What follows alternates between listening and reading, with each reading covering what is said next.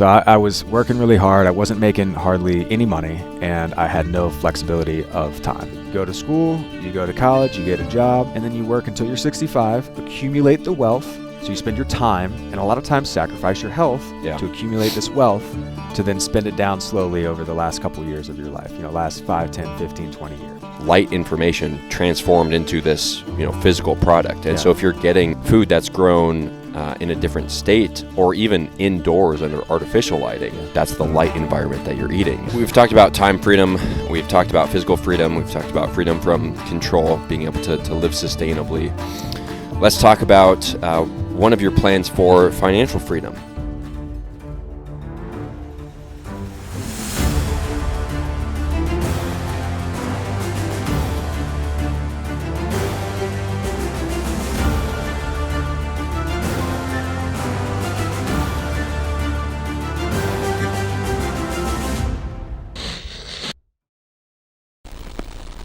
Well, I'm excited for this one. We're recording this live at the Immersion after you and Chase have given 3 now wonderful presentations on words and overcoming limiting stories. And yesterday we celebrated some wins, and today we're going to be goal setting. So very excited for that. Before we get into this episode, let's take a shot of ketones. Let's do it. Because we're fasted today. We are.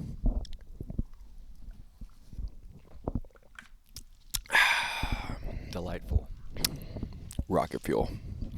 One of the benefits of ketones is that it suppresses hunger cravings. So especially today, while we're fasted, we're going to be utilizing these ketones. They also provide mental clarity, sustained energy, and physical endurance. I recommend trying them before you chop it up. I'll do it. Yeah. We got a couple bottles as gifts from sponsors and gifts from Taylor for this immersion. Everybody did, so I'm excited to use it on the chops. Yep. Shout out to HVMN for sponsoring this podcast and the immersion, for keeping these guys out of my ear about not getting to eat food today. Merville, looking at you.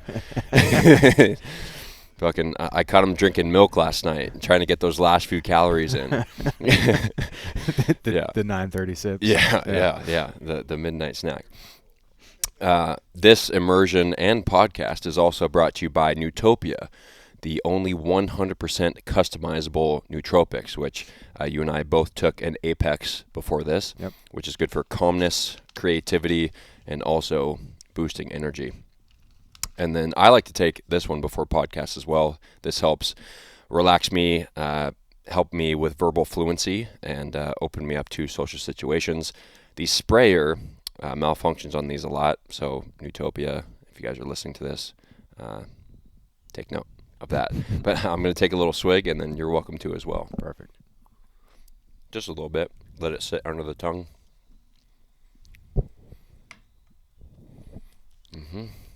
Might have been a lot of bit, so if we get chatty here.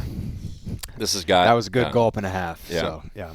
This has got L-theanine, GABA, kava, and a bunch of other things for downregulation. So this is a really good fast-acting neurotransmitter stimulator for calm and relaxation. So shout out to Nootopia. Links for discounts will be in the description. Let's begin. Chopper Dave. Yes, sir. Tell us about your story of how you worked in finance and how that was so much fun for you. Oh, man, such a ball. Such a ball. I got into finance after spending a year in the strength and conditioning department at the University of Richmond right out of college.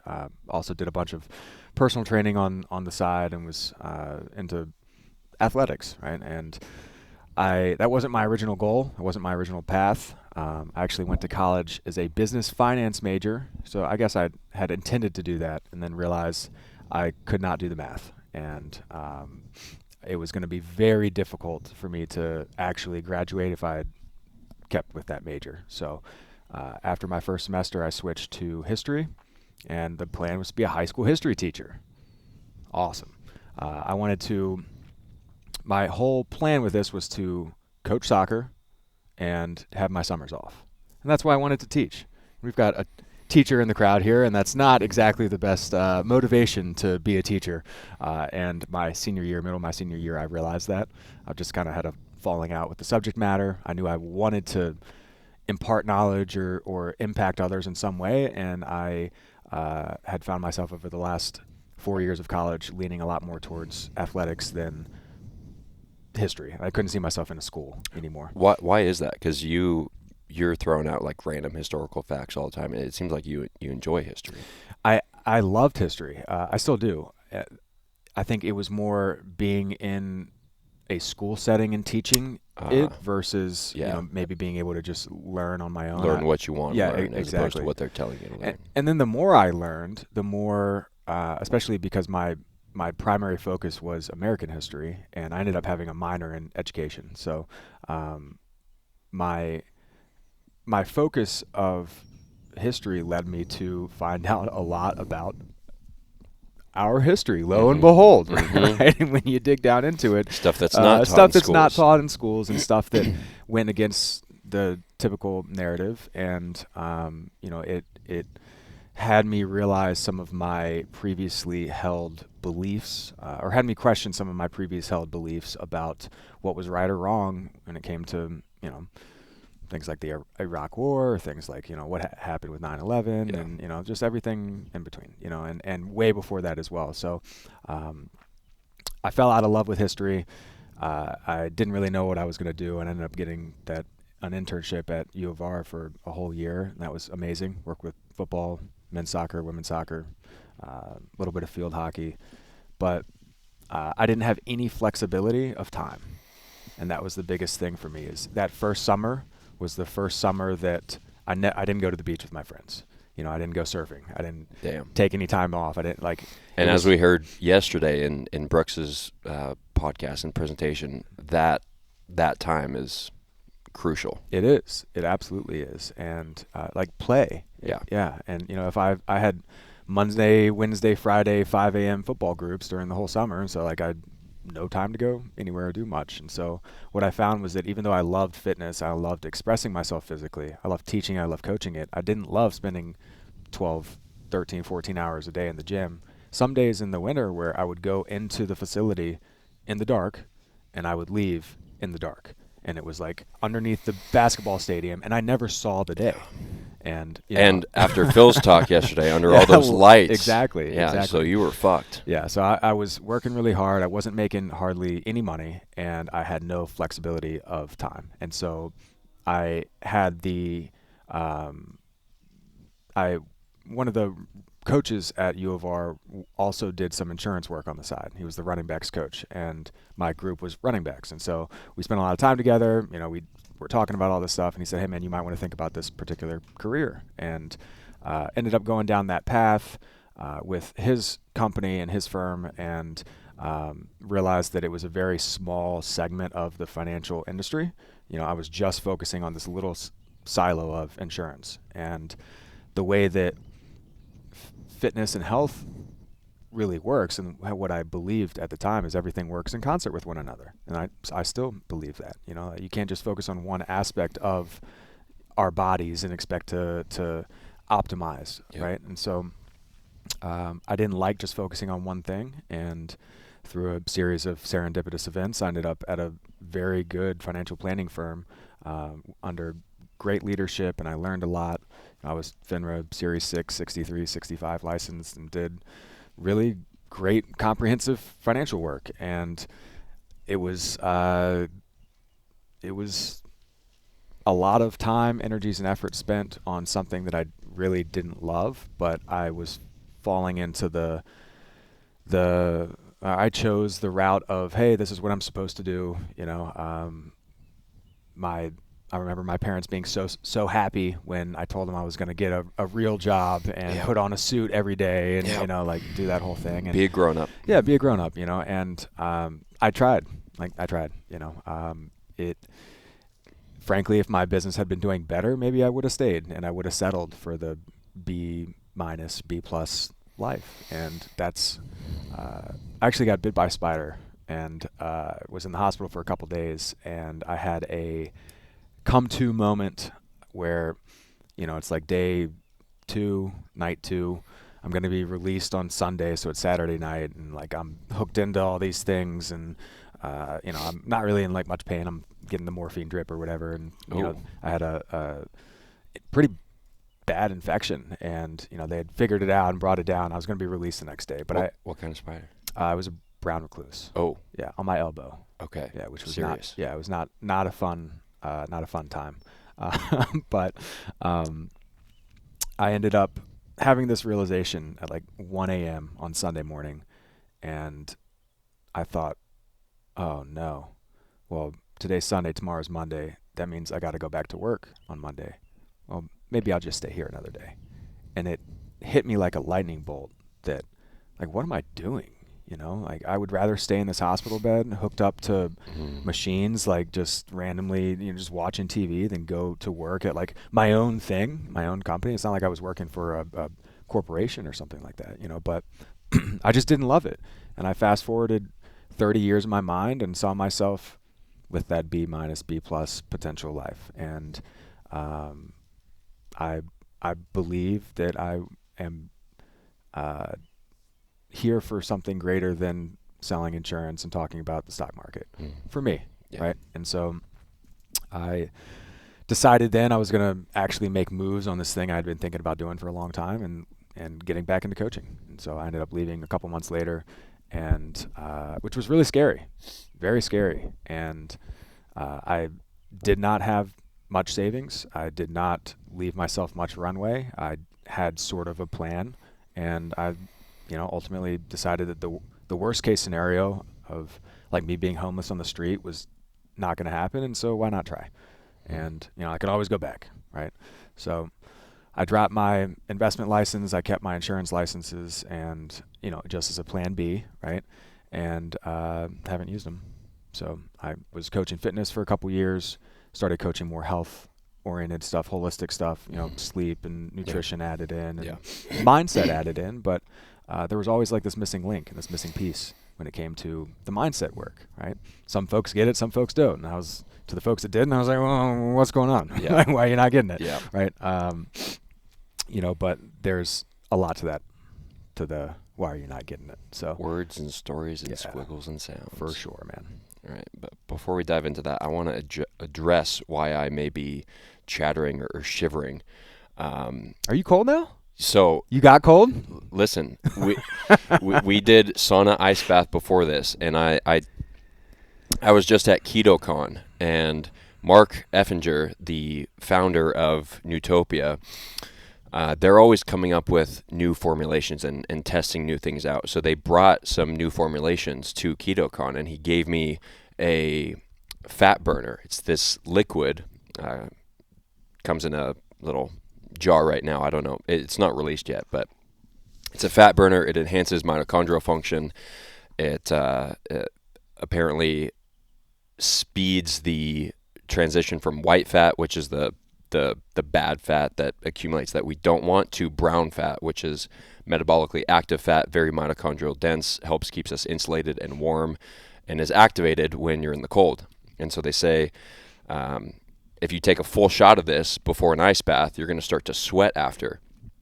I was like, okay, let's test it out. So I did it today, and it's been about 30 minutes, and I'm now starting to sweat, and it's a little bit windy here and cool. So I'm like a little bit damp, and the wind's hitting me, and it's chilly. So it's like this stuff actually works. So when it does come out, I'll be promoting that.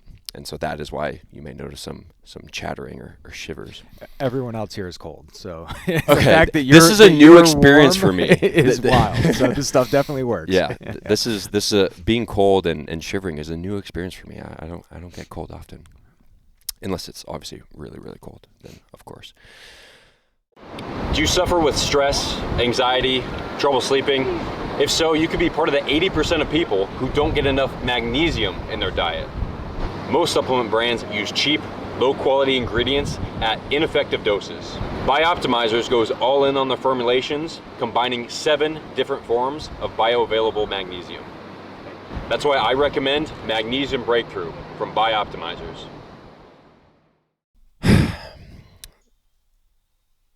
Your B- life. A lot of guys settle for that B- life. They're like, Yeah. this is good enough. Yeah. Right. That's a very common Yeah. occurrence. Well, the funny thing is it would have looked A+ from the outside, Right. for sure.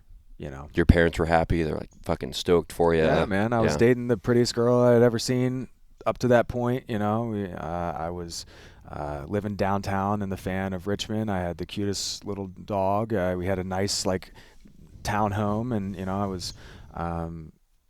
was really, really miserable. I was really miserable in my day to day. I was miserable at home. You know, things weren't hunky dory by any means, and both of us were in old toxic patterns of prior relationships that didn't serve us, and thus we weren't serving each other in that capacity. It wasn't a partnership, you know. And we were young, you know, younger certainly. I mean, this was my mid to late 20s, and so if put in the exact same situation now, if I in my mid 30s, I imagine I would have handled it differently, you know. But yeah, I wasn't happy at all. I was drinking a lot, and a lot of it was for work, right? The happy hours afterwards, or the networking events afterwards, exactly. So the title of this podcast is going to be something around creating freedom, right? Which is something that as modern day pirates, we're both very passionate about. Yes. And it's impossible to be free if you're living a B- life with a job that, if you get the Sunday scaries and you'd rather lay in a hospital bed under those artificial fluorescent lights, you'd rather stay there than go to work. That is not freedom. Correct. So you already mentioned a lot of them, but what was like the top 3 deciding factors that you're like, okay, I'm going to figure out a way to transition from this B- life and create the A+ life that I'm looking for? Yeah, definitely the spider bite and that hospital bed moment. That was the final straw, right? So we hear about the catalyst event. Yes. Yeah. That was definitely like the inflection point. Prior to that, I took a trip to like a sibling trip with my 2 younger sisters, 3 years and 6 years younger than me, and we've always been really close. But this was the first big trip we've taken together. This was like mid 2016. We did a Europe jaunt, you know, and so we hit like 7 countries in 16 days or something. It was quite ambitious, but we had a ball. Did you have time to enjoy it? Yeah, that we did. Seems pretty. No, okay. we really did. We really did. And we actually skipped a country. Like, we went with the flow. We met some really cool people, and we were like, you know, forget that. We're gonna go where y'all are going, and like really, you know, had a ball. But towards the end of that trip, I mean, throughout the whole trip, I was fighting with my girlfriend at home, you know, and there was one instance. There's the country of Slovenia did not like Verizon's cell phone plan, or did not accept Verizon's cell phone plan or whatever. And so it was very well known going into this trip by all parties involved that, like, yo, once we get like to the border, phones are off 2 days, then they come back on. So, you know, I was fighting this whole time. Get to the border of Slovenia, maybe, you know, 10 days in, turn off my phone, and within minutes, it was the first time I connected anxiety or emotional things as having a physical weight, if that makes sense. Yeah. Because instantly it was, oh my God, I feel so much better and lighter. And like, my sisters are like, yay, Davey's back. You know, we had such a great time, and it was so free. And we get out of the country, and I turn the phone on, and the weight of the world falls back on my shoulders. And that was like, oh, wow, okay, this thing's not good for me either, right? And so when I got back, it was our last night. We were in Paris, and we were talking about the plans for the next day. And it was like, all right, yeah, it looks like we're in Terminal D tomorrow. And I was like, hey, guys, I made some ulterior plans. We're going to the airport together. You're in Terminal D. I'm actually in Terminal B. I'm going to take a couple days for myself. I flew to Copenhagen, which is where we started, for a couple days, and then I flew to London. And when I got to London, I bought a journal about this big, and I had 3 days there by myself, and I walked around the city with that journal and with headphones in and listening to a lot of motivational music, listening to a lot of motivational talk, listening to a lot of instrumental, like CCR. classical stuff. Not CCR yet. Yeah, I wasn't pumped, you know. I was, though maybe if I had turned on some tunes, I would have come out of it. But I spent this as a very intentional time alone, and quite frankly, this was the first time in my life I had been alone, or since I was a kid, like really been alone for 72 hours. Merv. Sleeping. But we've been getting on him to be alone for a couple days here, but no, we in this time frame where I was by myself, I started to actually be able to examine my life and start to sit with these feelings I was having and start to plan. And I think a lot of guys distract themselves. A lot of guys are just busy, and maybe that's legit. Take out the maybe. Like, that's legit. Yeah, we're busy. We're being productive. We've got families. We've got responsibilities, and not taking the time for yourself to, in your thoughts, to think about your thinking, is a big obstacle in the way to actually going and getting what you want. So I took this trip. What year is that? 2016. Okay. And then I ended up leaving the next year, 2017. And that gave me a vision for what my fitness business could look like. And so I started to lay the foundations for that fitness practice on that trip to Europe, in that time alone. Those two were the big ones. Ultimately, I sort of had a plan. I sort of executed the plan afterwards. And there was a lot of failures in between, man. A lot of failures, a lot of lessons, and I look back now 6 years later and I can't imagine doing anything else. It always works out. Always works out. It is inevitable that what you want is there if you have the courage to go get it and go chase it, and shift and adapt as doors open and doors close. Mm-hmm. When you turned your phone off, yeah, and you felt that physical release of anxiety, that's one of the main reasons why I take everybody's phone at the Immersion, because I went to a retreat. Actually, I'm wearing the hat right now. Shout out to Kerry Jack and his brand Happy Hustle. That was for only six-figure or above earning entrepreneurs. We went into Montana, like out of cell phone service range, like away from everybody.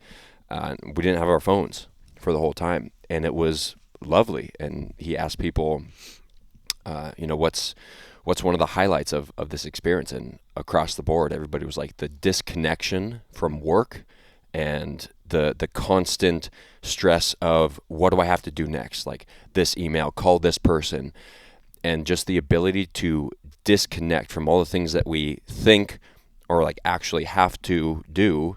Being able to have that time to yourself it's invaluable. Is a weight lifted off, yeah. Right? You recently got a light phone. Correct. Yeah? Talk to us about that experience. Yeah, I mean, the phone companies did a great job. Right? They got you. They got me. Yep. They got me. They got all of us. They got all of us. It's addicting, and I found myself addicted and frustrated at why I couldn't break this addiction, whether it was picking up the phone, whether it was like putting it on Instagram, or, just like reading articles on the internet, somewhat in my interest, somewhat not, scrolling, whatever. I found myself on my phone way more than I wanted to be, and I became very aware of it. And I became very aware of how, even though I tried to like put time limits on it, or I'd put my phone away, or I would find some excuse to like, always find a way back. Exactly. Oh, well, I got to make this call. And then I'm like, I'm not going to do it, but then I do it, it's almost muscle memory. Right. So the light phone is great because not only did it save me $100 a month on my cell phone plan, I don't have access with the light phone to anything other than calls and texts, really. I still have my old iPhone, but it only works on Wi-Fi. And so when I am using social media, or if I do need to pull up some music or a podcast, I can always download those. But it's reduced my screen time by about 50% overall since December. Nice. Yeah. So, that's a big deal. That's like life back. Huge. Hours back. Yeah. So, that's how I lived about 2 years of my life after I came back from Saudi Arabia. Yeah, you didn't have a number for a while. No. Yeah. Just iPhone only worked on Wi-Fi. Yeah. And so there were pros and cons to that. For sure. Like it'd be annoying. I'd bring my iPad, which did have cell phone service anytime I went, driving, just in case something happened. I did buy a Garmin, like the old school, there you go. up in the windshield Garmin or whatever. Yeah. So I just plug in my destination, good to go. Nice. Do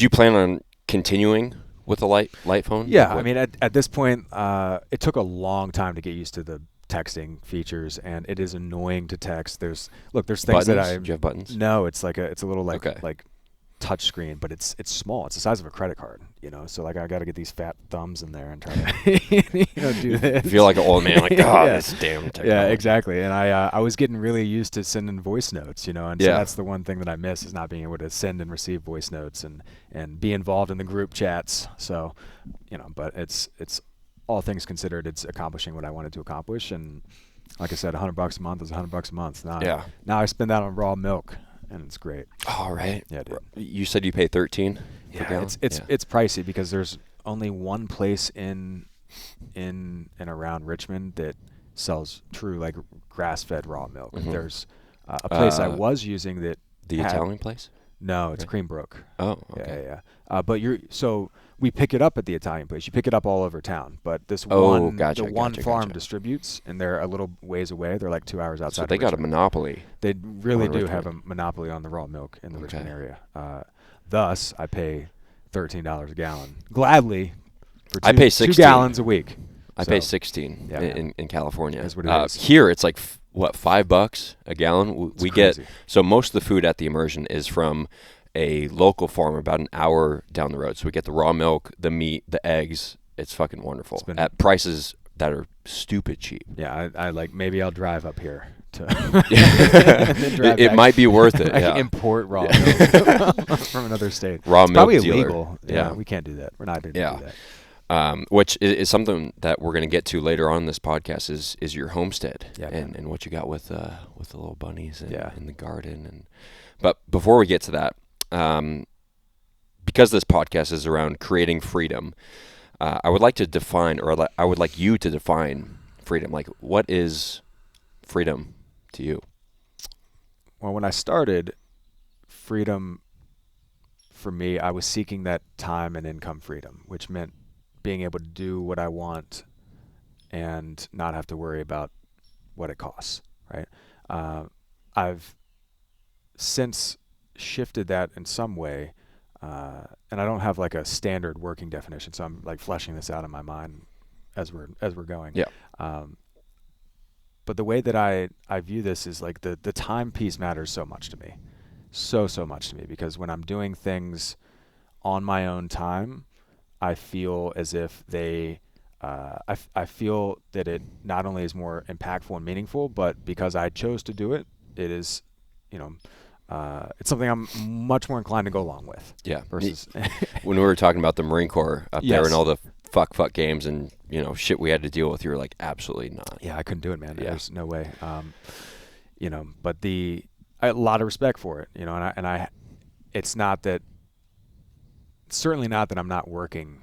It's that I'm working on the things that I want to be working on, and working on it for my own reasons. And you're not going to follow stupid rules. Exactly. Right? Yeah, exactly. And so maybe we are importing raw milk. Who knows? Let's do it. Let's do it. Fucking piracy. Yeah, freedom is being able to operate in a manner that, as long as you're not harming someone else, you can do what you want to do, and you're not subject to other people. And subject to other people might mean for work or money or food or, how you spend your time, and all those things are really important. A lot of guys get caught in the trap of essentially being slaves to their work. Correct. Thinking that they're working towards freedom, but just getting caught up in more money. I need to spend more time at the office to get more money, but then they never actually use the money that could create the freedom that they're actually looking for. 100%. So there's this life fulfillment factor that I've been playing with, right? And I forget who wrote the book. Oh man, I'm sorry. The book is called Die on Zero. Oh, is this the podcast that you we're talking about with Yes. Dr. Peter Attia No, and totally different one. Oh, Totally okay. different one. Yeah, that's a longevity related podcast. This sort of is, but this one didn't he have the author of this? he did. on He it? did. Yeah, Yeah. exactly. So he did have the author on the Peter Attia Yeah. podcast. Yeah, you're absolutely right. Yeah. So this guy talks about the intersection of time, wealth, and health, and how at some point there's going to be an optimal way to spend those three things. Yeah. Right. And so the traditional American way of being is you go to school, you go to college, you get a job, graduate, get a job, and then you work until you're 65, accumulate the wealth. So you spend your time, and a lot of times sacrifice your health Yeah. to accumulate this wealth to then spend it down slowly over the last couple years of your life, last 5, 10, 15, 20 years, right? But there's a lot of things that you might have wanted to do or desire to do that you aren't physically able to do at that later age. So why not sacrifice some wealth earlier to go do the things you want to do, because there's a limited time and place and ability for you to do that thing. And so,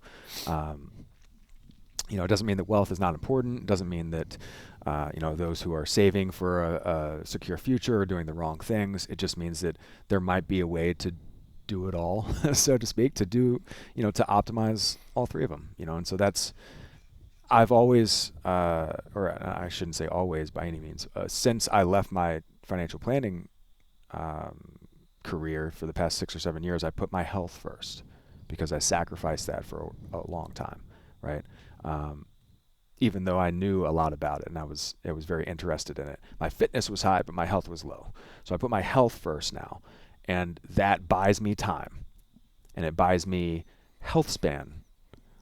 And lifespan, lifespan being how long I live, health span, how long I'm healthy. Yeah. So thus I'm able to earn more wealth over time because I've got more energy and I love what I'm doing now, and et cetera, et cetera. But I'm also able to do all those things now that I love to do that I know I won't be able to do at 65 when I retire. Mm-hmm. Right. So this is a super fun concept that I've been really applying to my own life, and it's led to a lot more hell yeses and a lot less hell no's. Yeah. And I think when I'm having more fun and in my flow and doing the things that fill me up and are impactful, then the wealth comes much easier as well, and much more after. One of my favorite ways to protect myself from EMFs is swimming in the ocean. And even when I can't, I'm still protected with my Aries Tech LifeTune Flex. It protects me from the oxidative stress caused by electromagnetic radiation that can cause things like headaches, fatigue, and trouble sleeping. To get yours, head to ariestech.com and use code Captain Morgan. That's ariestech.com, use code Captain Morgan. All right, back to the show. I also like to talk about the physical aspect of freedom, being able to physically do what you want to do. Yeah. We were up there talking yesterday about soccer. Like, one of your goals is to prolong your health span so that you're able to continue playing soccer as long as you possibly can. Yeah, absolutely. I mean, I love the game. I've been around the game since I was 3 years old. There's just so much joy it brings to me personally, and to billions of people around the globe. And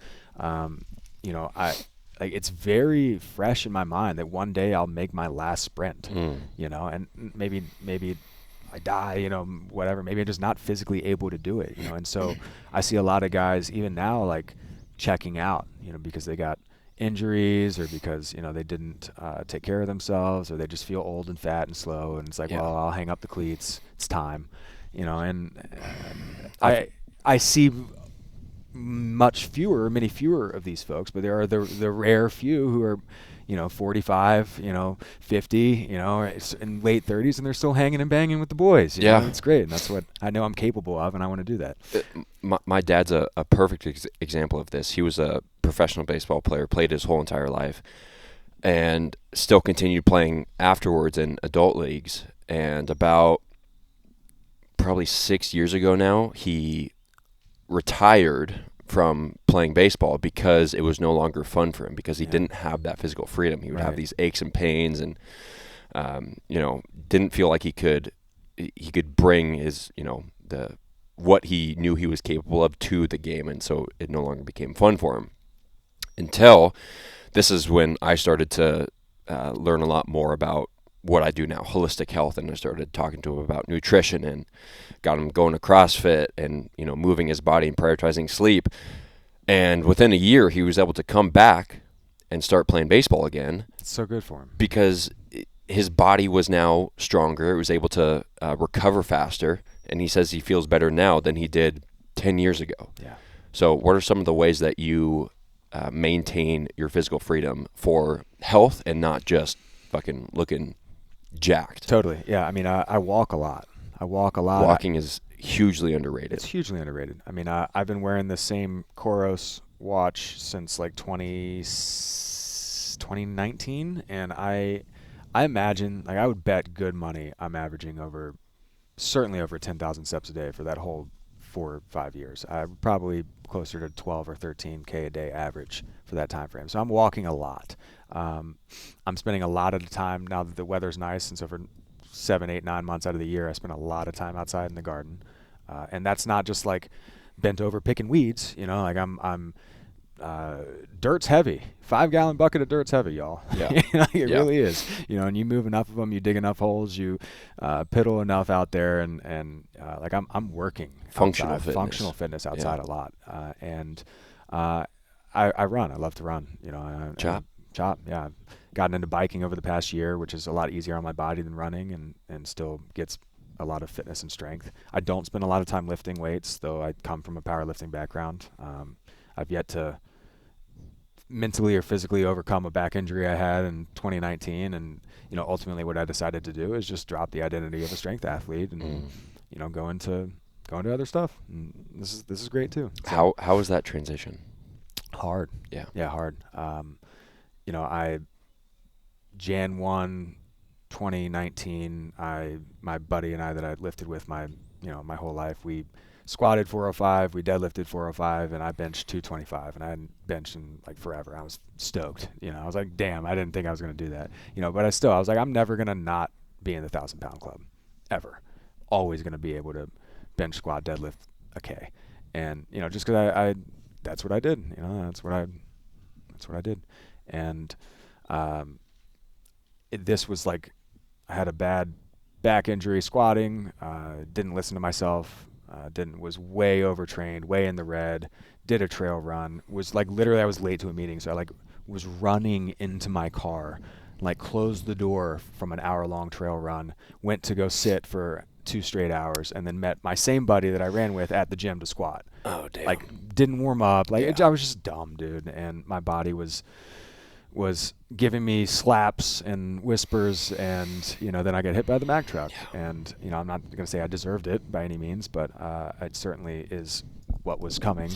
And it was my first like real major injury, at least certainly the first one that got me psychologically. Like, I'd broken wrist, broken a collarbone, just like had some other things, but this was the one that like I couldn't move.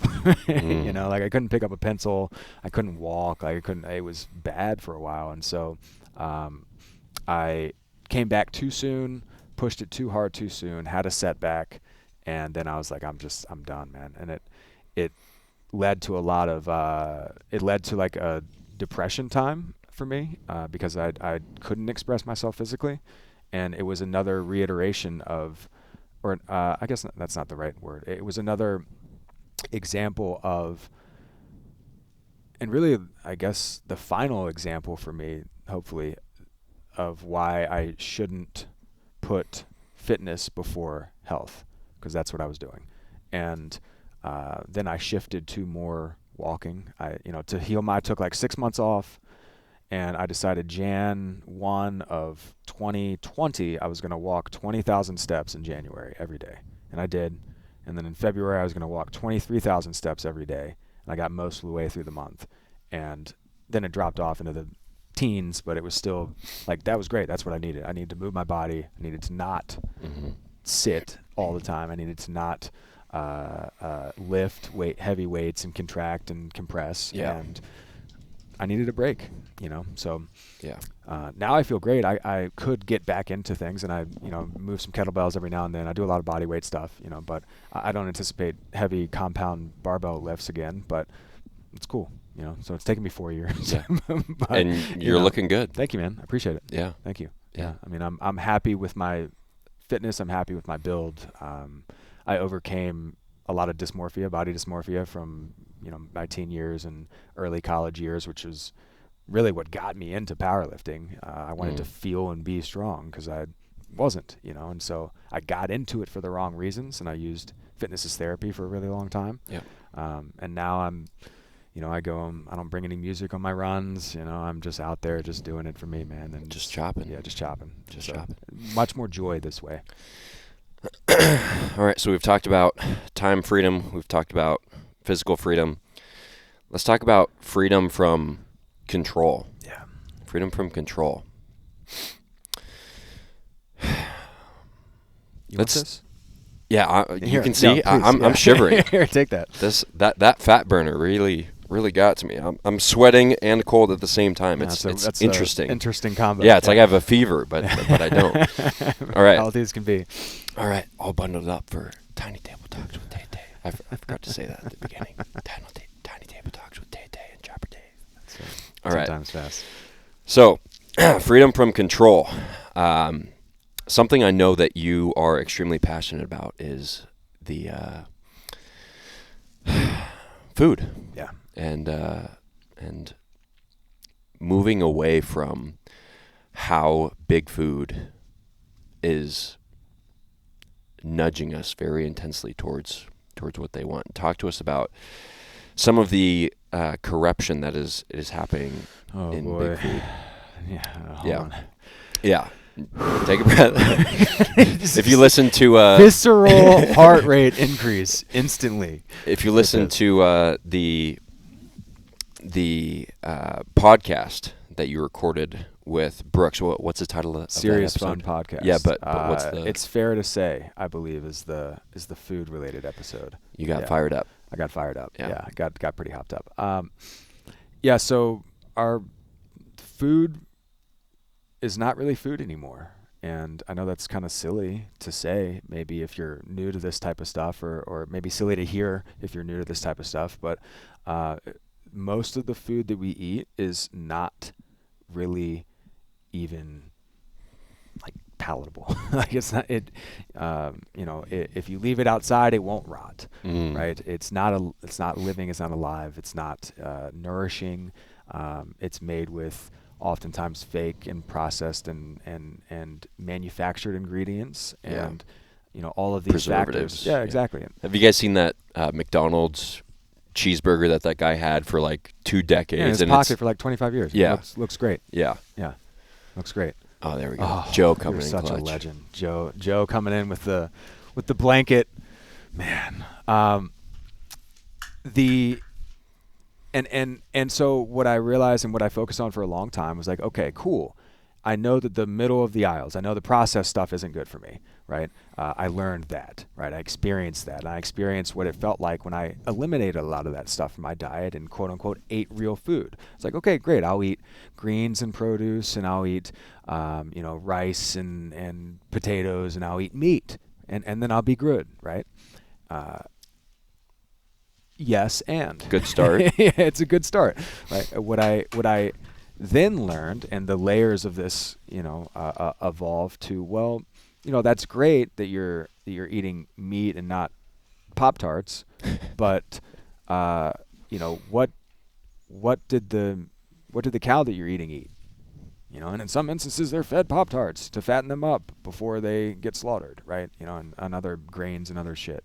Yeah. And so what really matters to me now is food that's sourced locally and grown organically, and I'm learning a lot more about sustainability and how you can repeat processes and have what are called closed loop systems that really feed themselves. And so ultimately I focus a lot of my time, energies, and efforts on organic, the grass-fed, the unfinished, or the pastured finished, all that good stuff, but then all the other foods, like I really shouldn't be buying spinach from California, even if it is organic, right?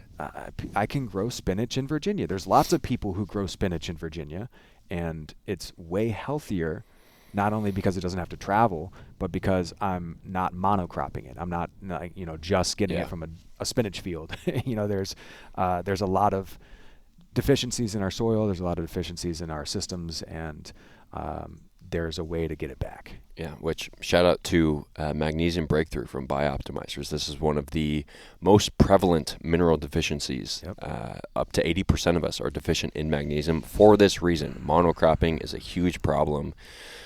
So our soils have been depleted of nutrients. So even if you are eating, organic, green leafy vegetables, which is what magnesium is high in, you're especially if you're physically active and then you're sweating out more, you're probably deficient in magnesium. So not only source locally, but I also recommend everybody supplement with magnesium. It's just been a game changer for stress relief, anxiety, and especially deep sleep.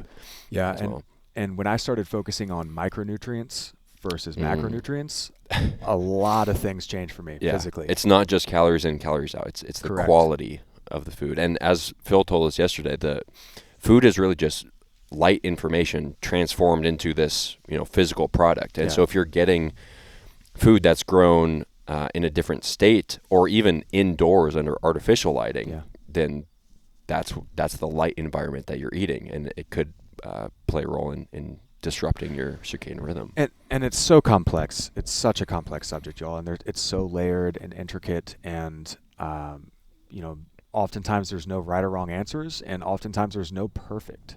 Yeah. Right. And so it's just like I find myself just continually trying to do the best that I can with not only the learning of what is maybe optimal, but like what I can actually do, and then the application of it. Like right now, by July or August, I will be able to, by my estimation, eat about 70-75% of my diet could come off of my 1/3 acre of my backyard. Nice. Right. Now over the winter, that's sure shit not the case, and this is the first year of me implementing some permaculture techniques versus just some straight like gardening, annual seasonal crop techniques. And so I'm hoping once some of those systems start to become more established, then it will continue to get easier and easier, and I'll have more crops that are what are called perennial, meaning they come back year after year, versus spinach. You plant a seed, it comes up, you get some leaves off of it, and you pick it 2 or 3 times, and then it dies. You got to continually plant more.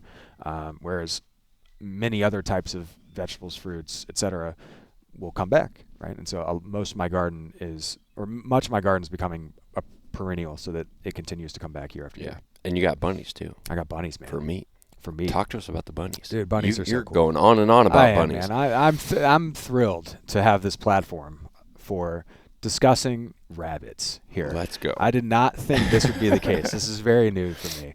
But 3 or 4 months ago, my partner Ruslana and I, we've been talking about maybe getting chickens for a year or so. Our backyard neighbors have chickens, and so we trade things for a dozen or 18 eggs every week. We make a bunch of bone broths. Rue makes homemade kombucha. She'll make sourdough bread, and sometimes we sprinkle in some edibles in there. And hey, you want 6 of these for a dozen? It's like, yeah, great. It's a great pause trade here. That's what we got to get back to as a society. Yes. We used to actually be a community. Yes. Where it wasn't just, here's money, give me a product. We traded things, right? And there was a sense of actual community, like, I'll help you, you help me. You have something I want, I have something you want. Let's make a trade and form an actual relationship. And it makes sense, when Rue makes her sourdough, right, which is delicious, she'll make, enough for 4 loaves. Like, I don't need 4 loaves. Like, we barely go through 1 or 2, right? So the 2 loaves that were made and, are $6, $8, $10 loaves, if we're going to buy those out of the store, well, why not trade those to our neighbors for $6, $8, $10 eggs that you could buy at the store too? So a fantastic win-win. A fantastic resource for learning more about this is Sacred Economics by Charles Eisenstein. You familiar? I have not heard that. I highly recommend reading it if you're interested in I will. in a lot of the stuff, which clearly you are. Yeah, for sure. If you think about it, like in a typical town in suburbia, let's say, every single house has a lawnmower. Mm-hmm. Why? Yeah. Why couldn't there be like 5 communal lawnmowers that could just be borrowed? That would save so much waste, right? So if I really think that collectively we would benefit as a society, both from a waste reduction standpoint, but also creating more community and connections with the people who live right next door to you. This is the first time in my life, and I'm very blessed and lucky to have the neighbors that we do, but this is frankly the first time in my life I've really made an effort to get to know my neighbors. And the folks behind us have chickens. They're awesome. She wants to eventually move and open a dairy farm. The neighbors to our left have 2 dogs. He's a Richmond police officer. He wants to get out. She teaches music classes. They're outside. They look over our house. They'll take care of our cat, and they use the hot tub, and that's the trade-off when we go out of town, but you need people like this, right? Like our neighbors diagonally, he works on a farm, he just bought a dump truck, right? We've all got these different skills and things, and if we come together. Exactly. Yeah. Exactly. He's a little less mobile. He had some knee surgeries, right? So I helped him out in his yard to move some pines and to get some stuff squared away, and he dumped off a yard of dirt for me, for my yard. And otherwise, we're spending money to do these things that we shouldn't need to if we just collectively work together, like you said. Yeah. Synergy, man. 1 + 1 doesn't always equal 2. Yeah. You work together, 1 + 1 can equal 3 or more. Exactly. What you put into your body today is the foundation for who you become tomorrow. That's why I fuel with Ketone IQ from HVMN. They're redefining the limits of human performance, metabolism, and longevity. I use Ketone IQ before every podcast to keep my mind sharp and clear. Head over to hvmn.com and use code CaptainMorgan_20 to get yours today. Back to the show. Going back to the rabbits, there's so many uses for them, which is another tenet of permaculture, which is having things that are multiple use and having things that aren't just like a mono use type thing, right? To stick with that. So we were thinking about getting chickens. They're kind of just finicky, and I'm not really it wasn't a hell yes. I'm like, yeah, it'd be good to have the eggs, but we're getting eggs from them, so why would we? So when I started to go down the sustainability path, and part of this was precipitated by recent world events. I'm not a prepper by any means, and I think it's very important to have water and food and protection and a fucking plan. Right? Unless you're watching the news, it's pretty clear that our government does not have our best interest in mind. Yeah, all the time. If you are not watching the news, you'll realize that in most places everything's pretty great. In some places it's not. But most of the time people are good and get along with one another. Yeah. And we never know what can happen. So rabbits are extremely portable. They're very hardy. They're great to be kept in cages. We've got a colony set up for ours, which I can talk about. But they breed very quickly. Fuck like a rabbit, right? So they've got a 30-ish day gestation period. So once they mate, about a month later, they're having litters, and their litters are anywhere between 4 and 12 per, right? And you can have 4 to 5 litters a year very naturally, very safely, very healthily for a rabbit.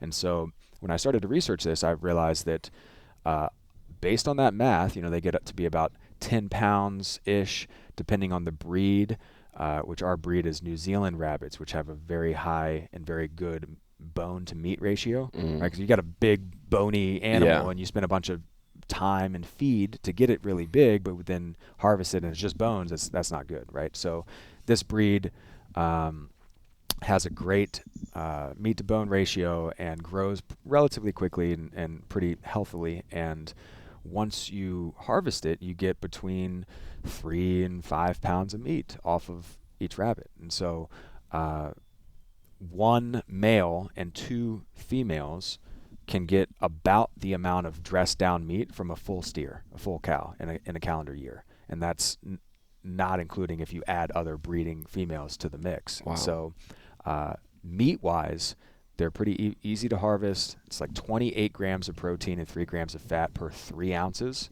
right? Beef is measured per 4, right? This is per 3. Very highly digestible. You can eat the kidneys, you can eat the heart, you can eat the liver. They're all delicious, and apparently you can give the offal, like the intestines and the, all that other stuff. You can give the insides to chickens or whatever. We're gonna make broths out of the bones. Yeah. Use that for bone broths. Nice. Rue is gonna make stuff out of the hide. She's gonna tan the hides. I'm gonna get a rabbit skin vest. Hell which I'm yes. gonna be stoked Oh on. my gosh. Next Yeah, immersion. next you immersion, show I'm up in gonna rock a the vest. rabbit Yeah, vest. exactly. Heck yeah.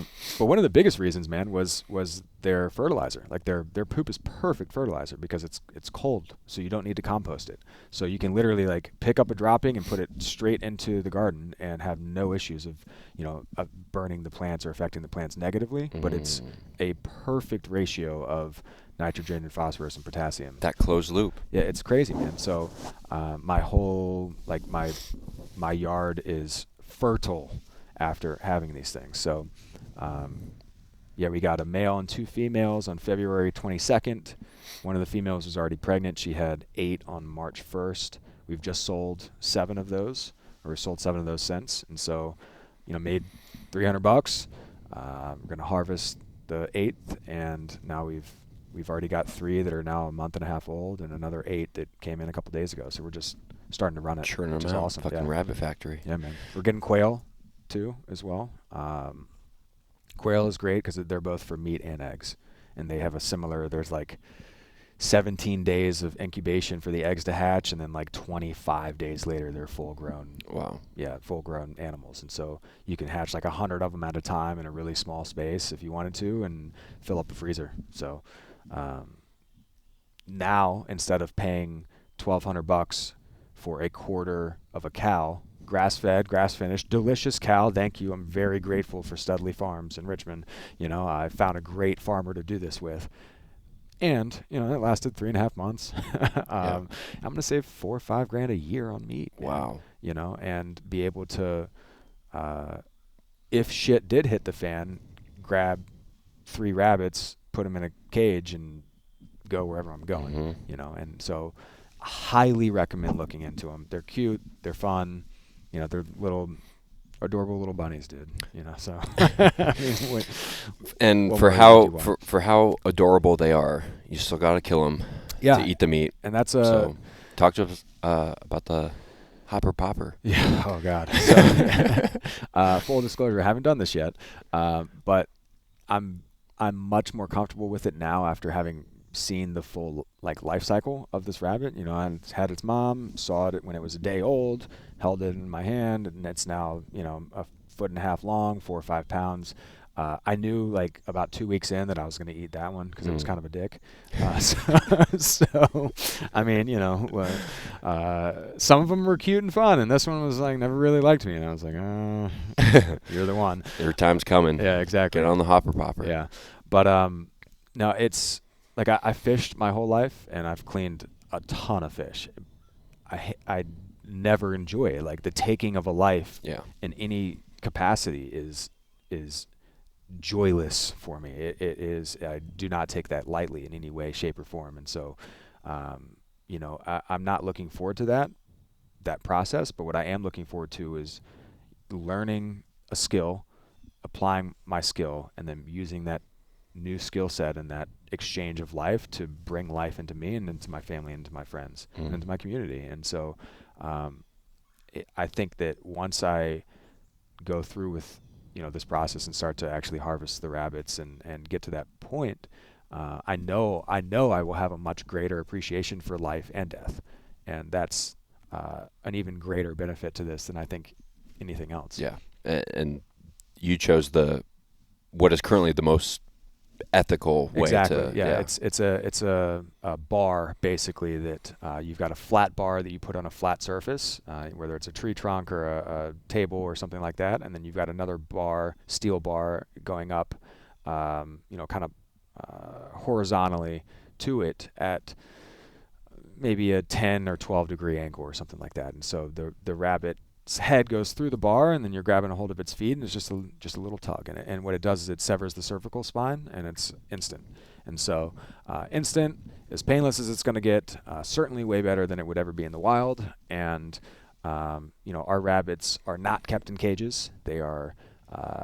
We did a ton of work. Shout out to Nate Dogg and Brooksy for helping out when we did this. But we bought a 10 by 14 foot cage, and we dug 3 feet under the ground and laid down cloth on the cage or underneath the cage, and then piled dirt 3 feet on top of that. So now they've got a mound that they've dug in and tunneled in, and they're totally protected from predators. So they wow, awesome. I'm growing grass and clover and things on and in and around, and it's as nice as it's going to get for rabbits that are not wild rabbits. Yeah. So I feel great about it. I feel way better than if they were stuck in a cage, or if I was buying something in the store. So, and I know where it comes from. I know what I fed them. I've foraged for a lot of their food, and as summer goes on, they'll probably get 75% of their diet from my backyard. They eat a lot of greens, they eat a lot of hay, they eat a lot of grasses. They love herbs. I'm growing a lot of herbs, medicinal herbs. They love mulberry. I've got 3 mature mulberry trees on our property as well. So, I'm going to be able to feed the rabbits from my garden and then eat. That's awesome. Talk about the light exchange. So I'm just really happy about that. I went to I hesitate to call it a restaurant because it was shameful. They drew me in with their pirate decor. It was like an old pirate bar. I was like, yes, we're eating there. And we went there, and as soon as I looked at the menu, I was like, oh, this is not going to be good. So I ordered eggs, and they came, and they were the most sad, sorry-looking eggs I've ever seen in my entire life. But I was hungry. I just finished a workout, and I was like, okay, I'm going to eat some of these. Thankfully, I had Bioptimizers, what I call the digestive SWAT team. So the masszymes, probiotics, and hydrochloric acid to help me break down some of this horrendous quality food. You can taste and feel the difference in quality. These eggs were they were airy, almost like a pancake texture that isn't quite cooked well. It's like there were holes in it, very. Dude, your eggs should be orange. Yeah, they were bright yellow, just horrible. And I was like, I cannot eat these. Yeah. And so obviously those eggs came from essentially tortured chickens. I imagine they were raised in cages, fed shit food. Yep. And lived raised super in cages, stressed. they're not alone in those cages. There's 20 other chickens in the cage that should keep 2. And so you're absolutely right. It's a horrible environment for these animals, and thus create a horrible product that you feel horribly when you eat it. Yeah. Yeah. So we've talked about time freedom. We've talked about physical freedom. We've talked about freedom from control, being able to live sustainably. Let's talk about one of your plans for financial freedom. Yeah. The cruise. Yeah. Yeah. Hell yeah. So my partner, Ruslana, late last year, she started looking around, and we travel a fair amount, and a lot of, this was traveling to get here. I live in Richmond. This is 2 flights to get to Minnesota, so there's a lot of traveling opportunities. And she thought that, hey, if I maybe go become a travel agent, just on the side, part-time or whatever, then I can get some discounts or deals or whatever it may be. So as it turns out, that was accurate. So she did a bunch of training and worked with this particular company. I know no details, but she was able to book a cruise, right? I think on Princess Lines. That's cute. And super cute. So, everything from the 3-day Bahamas booze cruise to, they had month-long excursions. And I was like, there's no way that, granted she worked her ass off for this thing, but I was like, there's no way they're giving away these month-long things. There's no way that your code is going to work for this, right? It fucking worked. Wow. Yeah. So Rue and I are leaving from Rome on November 1st to go on a 23-day Mediterranean cruise. We hit 15 stops, 4 or 5 in Greece, a stop in Turkey, stop in Montenegro, a stop in couple in Italy, couple in southern France, going to Barcelona, ending in Rome. Holy right? shit. So we're going to spend some time on the front end with her family in Prague. We're going to spend some time on the back end, probably exploring, the city of Rome and maybe in and around Italy. So we'll probably be gone about a month. As we were thinking about all this, this is wild. I feel bad even talking about this. My life is so fucking great. I don't guys. know. I mean, it was $1,200 total for the two of us. I don't know how she did it. I don't know how she pulled it off. We paid taxes, port fees, and we've pre-tipped with that $1,200. Wow. So it's like everything. Food included. We got to pay for excursions. I think we can upgrade our dining package. We'd certainly have to pay for drinks if we choose that. We got to fly there. But I mean, the actual 3+ weeks on the ship and going to all these places is free, or not free, but heavily discounted, right? Yeah. So I started to think about this thing and be like, okay, man, maybe we're going to be like $5,000 all in for this thing. Wonder how I could make that back, right? Given that my coaching is 90% remote, I'm a Storywork coach, and vast majority of my practice is done via Zoom over a Google Doc. These are the outliers, which I love tremendously, the immersions and retreats and things like that, in-person things. But I figured, hey, if I'm on a ship for 3+ weeks, I'm going to see a lot of the same people, right? It's not that big of a ship, it's big, but it's not the biggest thing in the world, right? Imagine maybe we get along with some folks over dinner. Maybe we go on some excursions with some people. We're seeing the Colosseum and the same tour group, and we're there for the whole day. You get to know people, right? The types of folks that go on cruises, especially of this length, in this manner, probably more affluent, maybe a little older, maybe larger families, maybe entrepreneurs, whatever it may be. And so really it's my ideal target market for folks who I love working with, folks in their 30s, 40s, 50s who are good people who want to change in some capacity, and they're stuck or they're dealing with some hurt and haunted experiences from the past and they can't get over it, and so and oftentimes they could be using this as a vacation from correct the life that they're attempting to they're trapped escape in from. or just exactly.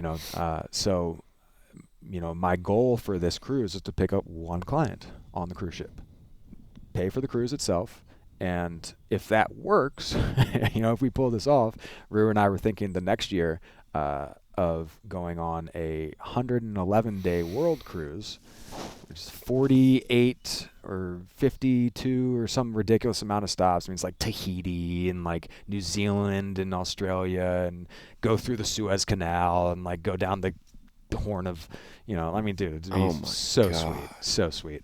It's like a 20,000 per, thing. And I was like, great, 4 clients, 4 clients in 4 months, 1 client a month on the cruise ship, and I paid for it and get this world experience. So, along the freedom aspect conversation, it's you can do it your way, right? If you're listening, you don't have to buy ads and run stuff on social media or cold call people or you could do all those things. You could do none of those things. For me, I love making relationships. I love podcasts. I love these in-person events. I do pick up some clients on social, but frankly, when I'm around people in person, I'm me. I'm not me on social media, right. As much as I try to be authentic as I can, right? Yeah. So maybe this works. It'd be great if it does, and maybe I pick up 3 clients on our little Mediterranean take out the maybe. cruise. Yeah, Abracadabra. Exactly. Abracadabra. Yeah. And if I don't, it'll be a ball, and it's all good. So I think another key part of this is releasing the expectations of what I think is supposed to happen, what I want to happen, or what should happen. Releasing timelines of, I want it to happen fucking yesterday, but I know that, again, I said this in the very beginning, it's inevitable that those hopes and dreams and desires are going to come to fruition if you start and keep going. Yeah.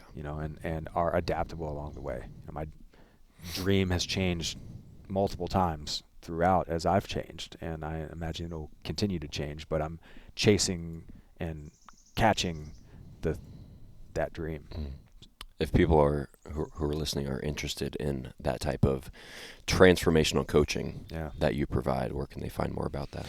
You can find me on social media, Instagram at daverobinson.coach. And you can find me online at workyourstories.com. And you also put on your Instagram videos of your homestead process. Yeah, I'm starting to do that. It's part of me was like, oh, well, it's not coaching and yada yada, but I'm like, man, this is what I want to be doing. Yeah. And I'm learning a ton, and a lot of the stuff that I'm learning from, or a lot of the people I'm learning from, are people who are putting it on social or putting it on YouTube. I'm reading some books that I wouldn't have found if I hadn't watched this video, and I'm very early on in this process. My first garden was in 2020. What are we going to do? We can't go anywhere. Oh, go outside. Oh, shit. Well, we might as well do something here, and that's how it kind of evolved. So I'm very new in this process, but I'm a little ADHD, and so I follow my passions and my interests, and with hyper intensity and focus, and this is where I'm at right now. Yeah. So nice. But having the freedom to do that and accepting that is key, because I fought that for a long time. I think a lot of people do. They fight their dream. Yeah. What happens if you go and get it? What if? What if you do? What if?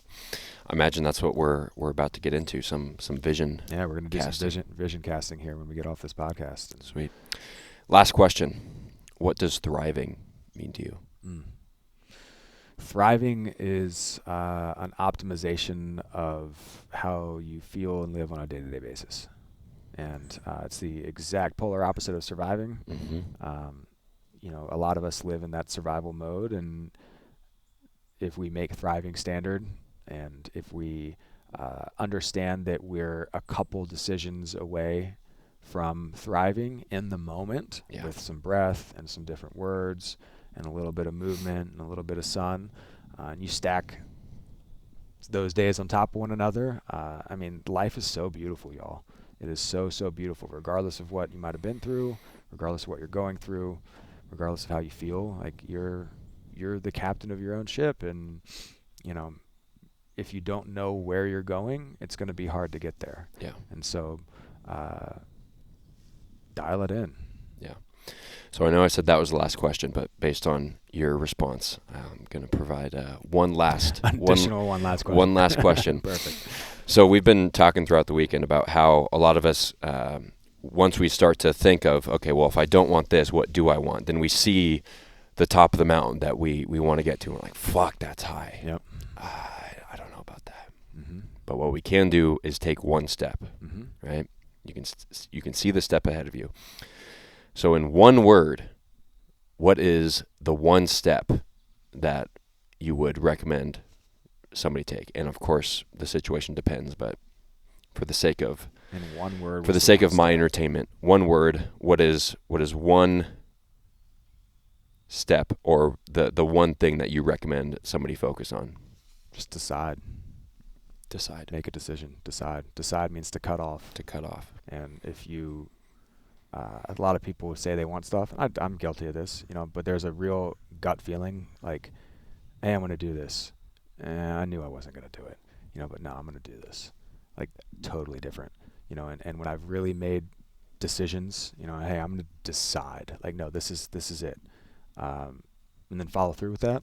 It changes your life instantly, with that decision. So before you can make any real action and real change, and if you want that change to be permanent, you got to decide. Burn the boats. Yeah, man. Dave, thanks for coming on. Thank you, sir. Live the captain's lifestyle. Peace.